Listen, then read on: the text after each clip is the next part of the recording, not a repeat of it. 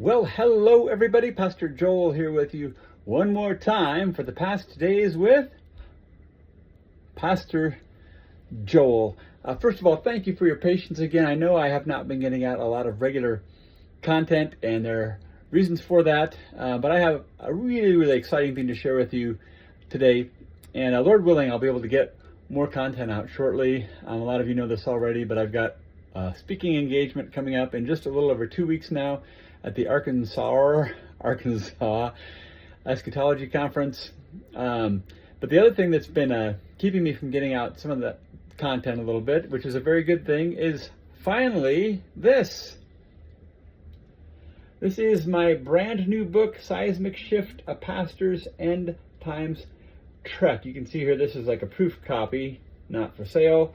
And what you can do, I'm publishing through Amazon, and you get this book, and then you can check over the margins, the layout, does this look how I thought it would look, etc.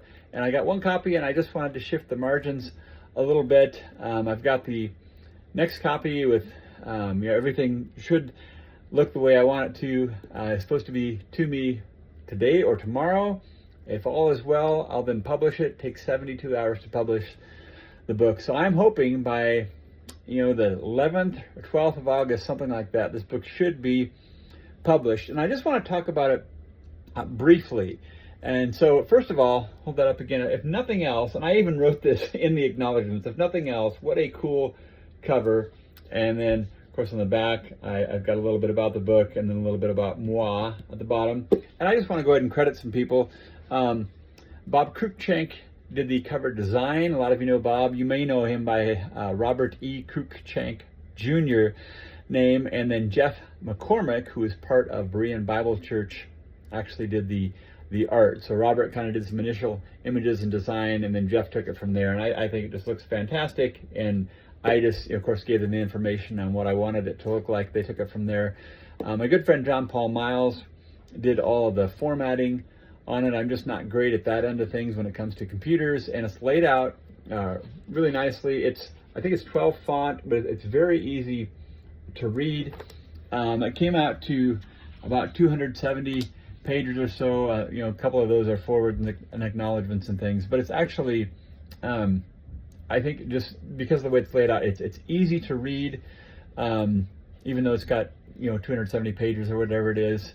It's not a long book per se, and it's loaded with scripture, believe me, but it's purposely a little bit less academic than some books out there. And part of that is because it's really sharing my experience, what happened theologically, which was really a several year process, but which picked up, let's say, a lot of steam in 2020 during COVID, and I talk about that in the book certainly. But this is more of a journey. It's more of an invitation to the reader to see how I began seeing some of these scriptures differently.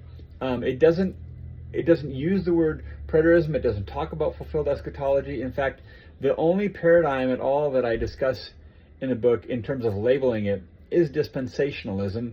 And the reason I did that is because it's such a pervasive view, and so many people have been influenced by it, even if they're not dispensationalists per se. It just had such a huge impact on our culture. So I did want to delineate that a little bit, essentially to say to people, this may be why you believe what you believe, and let's unpack that a little bit. But let me just read a couple things from the table of contents, so you get a flavor. I do want to get this book and the content of this book out as close as across the street and as far as across the world, like I say often with this content, because I think it's really important. So this is a shameless plug for the book, not because of me or because I hope it's good. I worked a lot on it, but I really do feel like it can help a lot of people, perhaps especially pastors. I'm not serving as a pastor now, but had been in full-time vocational ministry over 20 years.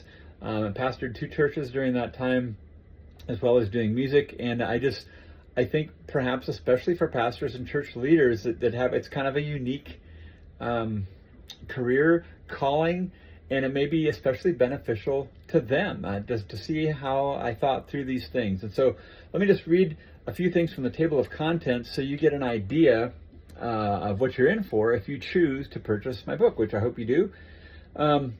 It's in 7 parts. Yeah, that's right. In this first table of contents, in this first one, no, that's right. Six parts. That's right. I put it into 6 parts. Was 7 initially. When are the end times?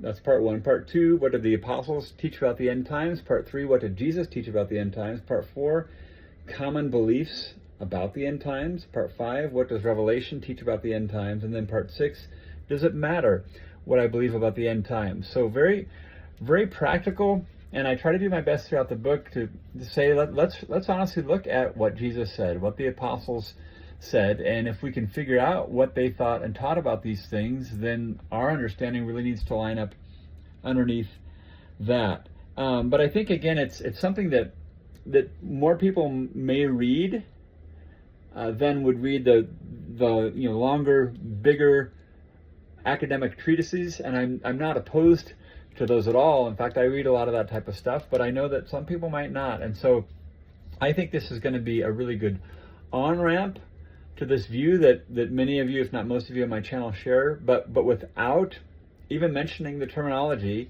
And again, part of that's on purpose, because the moment you label something, then all of a sudden people think, oh, well, I don't know about that. But if we just look at the scriptures and teach the scriptures, that's a really good way to go. And also, when I first wrote this, I wrote a lot of it in 2020 actually, and then continued to rework it and so on. And I still have questions now, but I had many more questions then. And so for me, I wasn't necessarily convinced of these things that I believe now when I was writing, and I was just trying to understand what I was seeing, again, looking at the scriptures, comparing scripture with scripture. So again, I sincerely hope you'll consider purchasing this for you or for others. In fact, I think it would be a great, one idea I've thought about a lot is you might want to get this into a few local pastors' hands. If you've got the funds to do it, buy a few copies and just give it to them. They'll be a lot more likely to look at it if it's just handed to them and you give it to them, maybe even delivering it in person. But again, it's called Seismic Shift, a Pastor's End Times Trek. It will be available in paperback, hard copy, and ebook formats, Kindle, and so on. Should be out there by the 11th or 12th of August, Lord willing, and that's just a few days away. And I will send out another short video when that's done. I'm also going to be doing potentially an interview with 1 or 2 other people who are going to ask me about the book on their channel, give me an opportunity to talk about it. I'll put the date on my Facebook page when it's published as well. And then for those of you that are going to the conference, I'm actually going to, again, Lord willing, working out the details on this, but I'm going to try to send a number of books ahead to that conference, and there are going to be a couple tables out there where other people will be selling some things as well, and I will even sign a copy for you. Wow! But anyway, I'm going to do that. Again, Robert Cruikshank, as well as doing the cover art, also wrote a really nice foreword, and he'll be there too, and he, I think, will even autograph a copy with his name on the forward, and I'll get the other part of the book, or however we're going to do that. But just super excited about it, and I've just been praying, and I do really hope this is going to be helpful for a lot of people, and again, kind of unique in that it's more my personal experience that I'm hoping will encourage some people to buy it that, again, may not get some of those other books. And even if people don't come to the same conclusions I have, another thing that throughout the book, it's really peppered purposely, how's that for alliteration? Peppered purposely with ways, tools to help people study the scriptures, to help people be good Bereans. And I think those tools alone are perhaps worth the price of the book, just to help somebody in their own studies think through and process the scriptures, even if they might come to different conclusions. And so super excited about it. Please consider buying it, praying about it, its effect for the kingdom, etc. And that's all I've got for this video. So Pastor Joel saying bye for now.